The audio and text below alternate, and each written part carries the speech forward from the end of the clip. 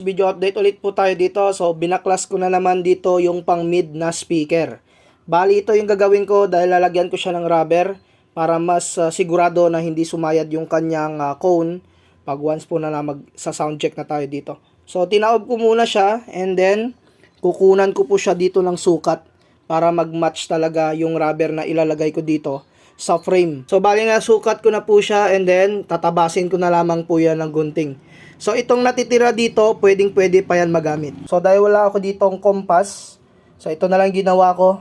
Tinansya ko na lang dito para makat ko lang maayos dito sa center. So, bali ito na mga ka-sounds yung resulta. Nilagyan ko na yan ng rugby dito.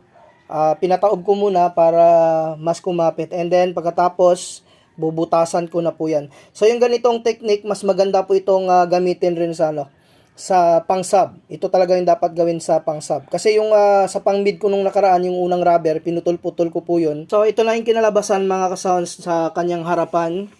Bali, nilagay ko dito yung rubber na hindi dapat tumama din dito. Kasi pag once po na tumama din yung rubber dito sa cone na ito, magkakaroon po yan ng vibration.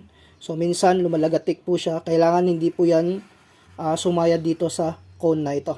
So, yan, no? Malayo-layo na rin po yung rubber na ito. Tsaka nalagyan ko na rin siya ng butas. So, ngayon, pwede na po siyang i-install sa aking mid-high box. Ito naman yung pangalawang speaker. Bali, nagtagpi-tagpi na lang ako dito ng rubber. So, kinuha ko ito ganina sa tinabas ko para sa isang speaker.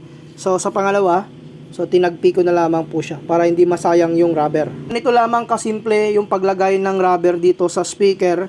So, depende sa inyo, ulitin ko, kung dito nyo ilalagay sa speaker, is mas maganda kasi makikita po ninyo talaga na hindi po yan sasayad. Pag sa box nyo kasi yan ilalagay, baka hindi magsakto yung lagay po ninyo, may tumama po na rubber dito, magkakaroon pa rin po yan ng tunog pag once po na magbungguan yung mga rubber na ito.